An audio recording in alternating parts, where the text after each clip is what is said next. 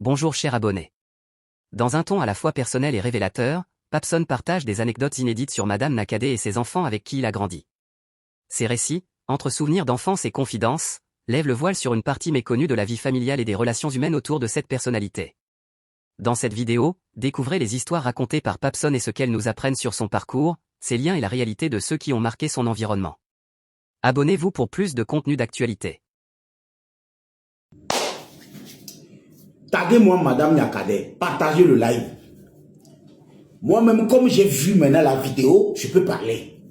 J'ai vu avec mes yeux, j'ai vu ses mains, j'ai vu sa ceinture. La dame là, je suis carrément son fils. Parce que je la connais, je connais ses habitudes, je connais sa manière. Et me dégle fossu, ne me le pompo, ne me le bureau. J'ai encore vu ça. Vous la connaissez sur l'internet. J'ai pratiquement grandi à côté de la dame. Parce que moi, ces deux premiers enfants, Essonim et Bawé, c'était moi qui les enseignais la danse. Cette histoire, je ne rencontrerai plus cette histoire. Au Kananja, au temps d'Ernest, la dame avait une maison à côté de l'hôtel Léota. Et c'est là-bas que j'allais manger. Donc j'ai revu ma maman. Bon, quand je dis j'ai revu ma maman, ça veut dire que j'ai revu la ceinture. Sa ceinture, ce n'est pas l'IA. Ça, ce n'est pas IA. La dame, son diabéni quoi. Parce que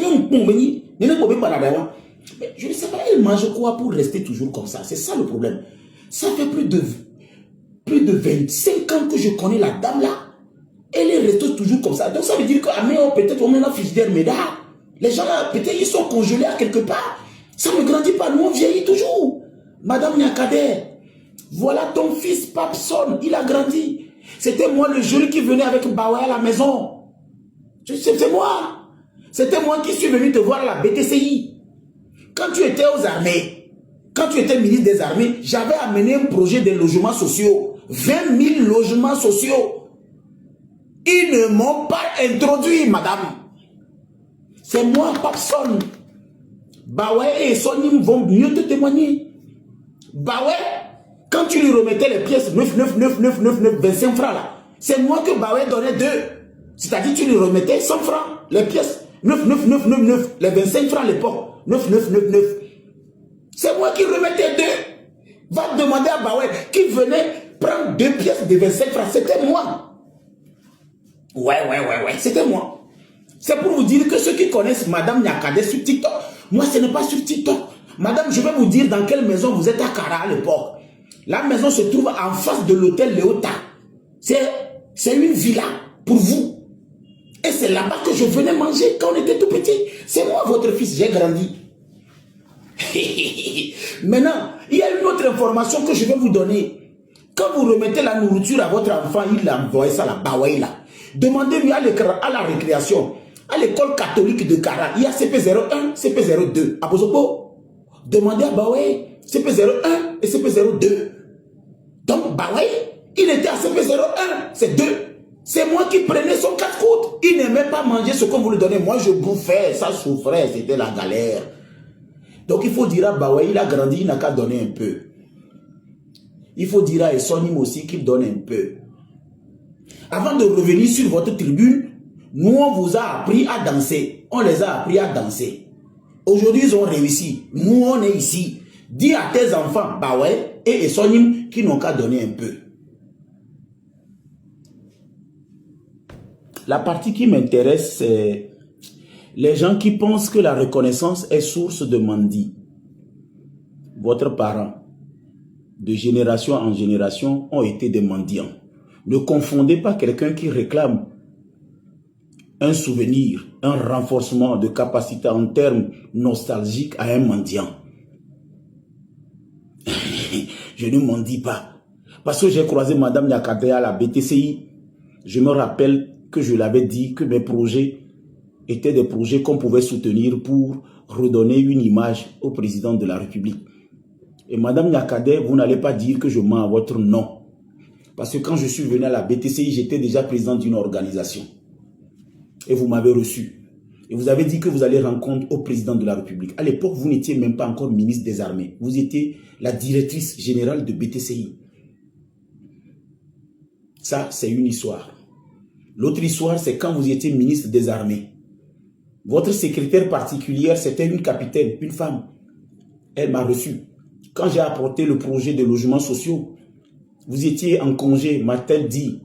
Elle vous a rendu compte. Dans la lettre que je vous ai adressée, j'ai écrit « Votre enfant qui est venu vous voir à la BTCI. » Et je vous ai dit « Votre fils qui était l'ami de Sonim et de l'ami de Bawai, c'est moi qui ai apporté le projet. » Aujourd'hui, je voudrais juste vous poser une question à travers cette vidéo, à part avoir blagué.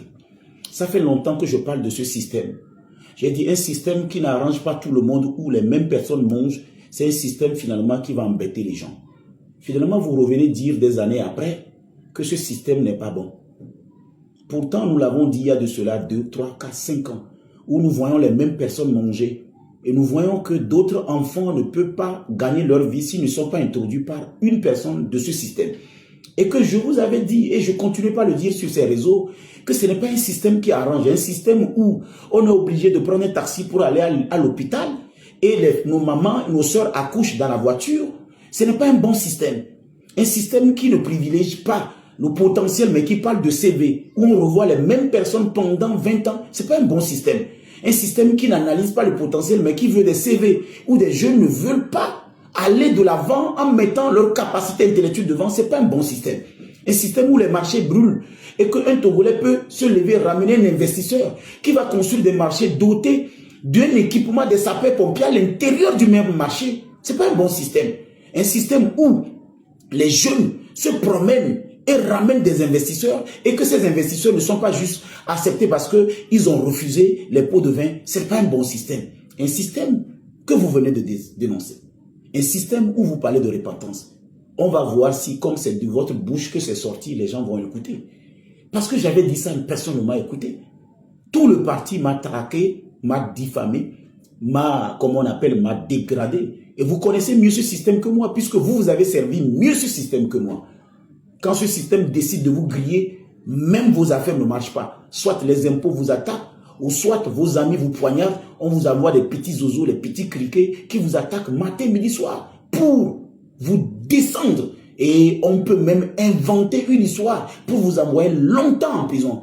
Ce système a utilisé les Raoul, les Tobonipese, les Agabambo pour m'accrocher des saletés au cou de moi en voulant m'envoyer en prison pour 18 ans, pour des choses que je n'ai pas fait. Et ce système qui refuse toujours de me rendre justice, or que les preuves que j'ai apportées sont des preuves qu'on peut utiliser pour condamner les gens. Aujourd'hui, vous sortez en vidéo, c'est beau. Vous êtes en tout noir, ça veut dire que vous êtes une autorité. Le noir n'est pas synonyme de l'obscurité. Le noir, c'est le pouvoir, c'est l'autorité. Voilà pourquoi les voitures des présidents sont en noir. Voilà pourquoi les armes sont faites en noir.